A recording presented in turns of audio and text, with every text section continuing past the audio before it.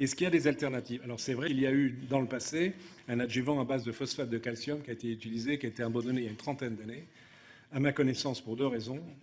Instabilité, donc un produit difficile à produire, et dans des vaccins relativement fréquemment associés à des cas d'allergie. Donc pas très encourageant à reprendre.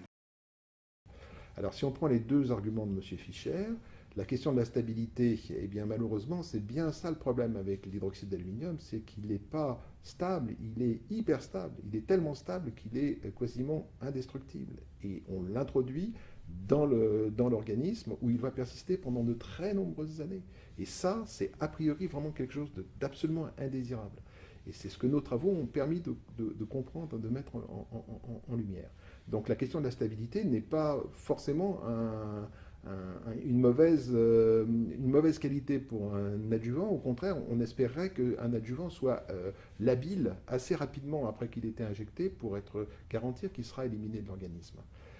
Deuxième point, la question de l'allergie. Alors c'est très étrange que ce soit le phosphate de calcium qu'on accuse d'induire des allergies, alors qu'on sait qu'il a un énorme avantage par rapport aux adjuvants aluminiques, c'est qu'il n'induit pas la production d'immunoglobulines E, les IgE, qui sont les IgE de l'allergie. Donc s'il y a un adjuvant qui est susceptible d'induire une allergie de façon biologiquement intelligible, c'est bien l'hydroxyde d'aluminium.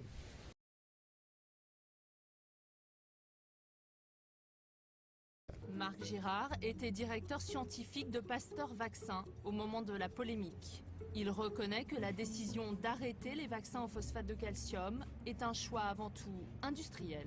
Avec l'arrivée de Mérieux, si vous voulez, les choses sont devenues beaucoup plus professionnelles. C'était des professionnels, c'était des industriels. C'est là où, dans un souci de rationalisation, l'Institut Mérieux a dit, écoutez, on laisse tomber le phosphate de calcium, tout le monde fait de l'hydroxyde d'aluminium. Pourquoi un souci de rationalisation? Parce que dans une industrie, c'est toujours plus compliqué d'avoir différents produits qu'il faut mélanger, pas mélanger, éviter de mélanger, etc. C'est plus simple d'avoir une ligne unique. Et comme la ligne unique était celle de tous les autres fabricants de vaccins à l'époque, donc c'était un peu normal de se tourner vers l'hydroxyde d'aluminium. Cette vision industrielle, Marc Girard continue de la défendre, même lorsque nous lui parlons des malades de la myofasciite à macrophages. Soyons clairs, par rapport aux milliers de millions de doses de vaccins qui sont utilisées dans le monde, ça représente un nombre infime. C'est 3 patients à Créteil ou je ne sais pas quoi. 1000 patients en France? 1000 patients en France. On sacrifie. Non, c'est pas qu'on les sacrifie. Je suis en train d'essayer de vous montrer que le tout n'est pas de se concentrer sur le pauvre clochard qui est malheureux, mais qu'il y a aussi le reste de la communauté. Ce pauvre clochard, ce sont des centaines de malades sacrifiés par l'industrie pharmaceutique.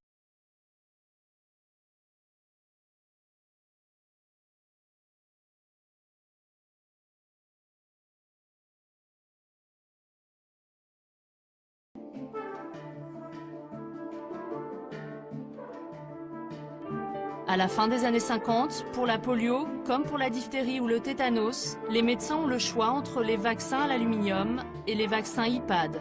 Dans les IPAD, l'aluminium est remplacé par le phosphate de calcium, un composant inoffensif pour le corps humain.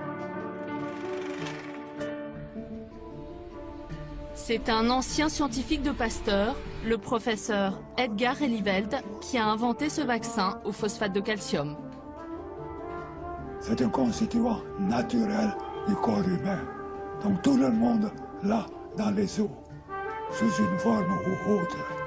Donc c'est pas toxique, c'est bien supporté et c'était donc de qualité supérieure que pour moi.